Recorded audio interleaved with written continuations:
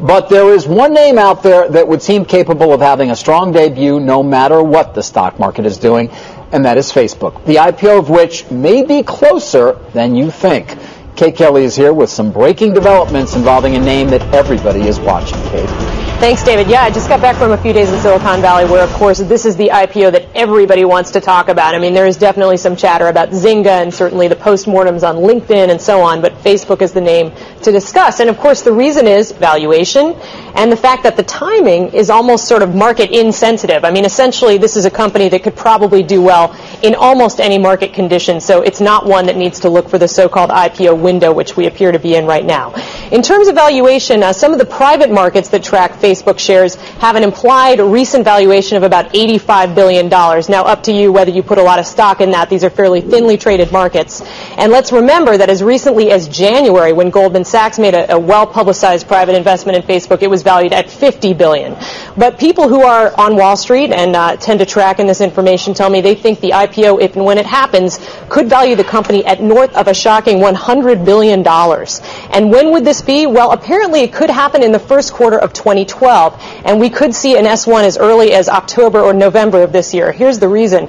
Facebook is very likely to have more than 500 private shareholders by the end of this calendar year. Now, assuming they're on a fiscal calendar year, they will need to count their number of shareholders on December 31st, and if indeed it is more than 500, that will trigger reporting requirements with the SEC, known as the 500 rule for short.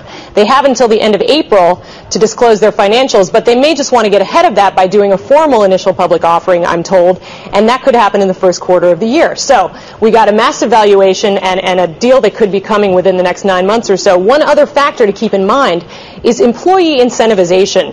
The issue here is that employees of Facebook since last spring have not been permitted to sell their shares to other investors, except perhaps in some limited circumstances. But it's become very difficult for them to do that. So there's almost a perverse incentive, I'm told, for people to leave Facebook so they can cash out their equity. Now, there may be some exceptions to that. The company has the right to buy shares back, for example, if you want to do a transaction. They have the right of first refusal. So there may be some opportunities, but really, an IPO would make it a lot easier for employees to monetize their shares. And of course, on this one, there's no doubt this is the biggie out there, the biggest that will have come in any sector since Google, I would assume. And one would imagine, Kate, that the underwriters, potential underwriters, the bankers that you've been speaking to, are all trying desperately to get that lead position. Does Goldman Sachs have it conceivably because, of course, of the big private transaction they engineered earlier this year? The betting does seem to be, David, that Goldman is in the pole position on this one. And as you mentioned, I mean, they engineered this large $1.5 billion private placement early in the year. Now, there were a few issues there, right? There were leaks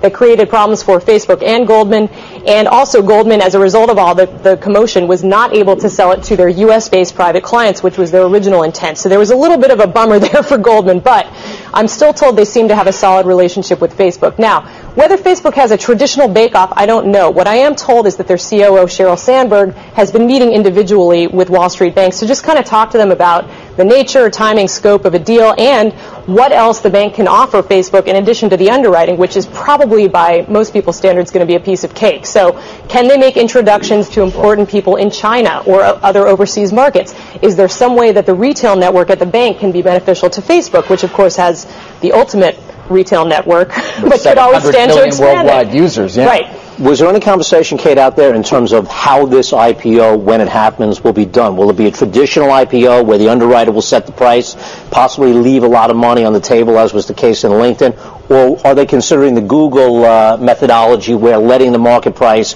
in an auction process set the price? You mean the Dutch open auction? Correct. The W.R. Hambrecht model. I had the same question, Gary, and the sense I'm getting from people is no, they're probably not going to consider an open auction.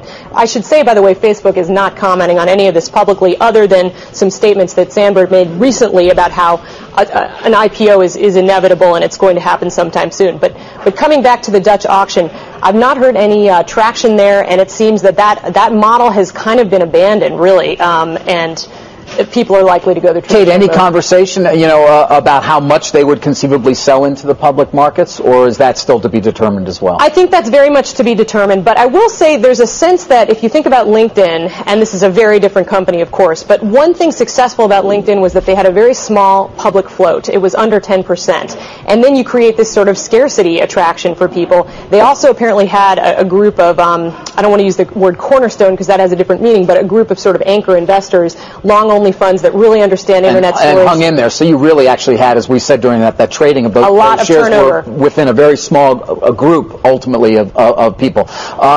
We don't have financials on Facebook. I mean, if you talk about a $100 billion valuation, which is certainly conceivable given the growth rate in EBITDA of this company and a multiple to that, but at the end of the day, we're not going to really see the true financials and get any true projections that we can really sort of draw something from until next year. That's right. That's why we're sharpening our pencils for the possibility of filing an S1 maybe in the fourth quarter of this year. So if you wanted to guarantee that you could go public in the first quarter, you got to get through the SEC process. Your lawyer would tell you, get that paperwork done by November 1st, November 15th at the latest. So we may see some information toward the end of this year, but probably not before. Does Zuckerberg time it to his potential wedding or something like that? That I have not heard. Maybe Bill Gates would know. Yeah.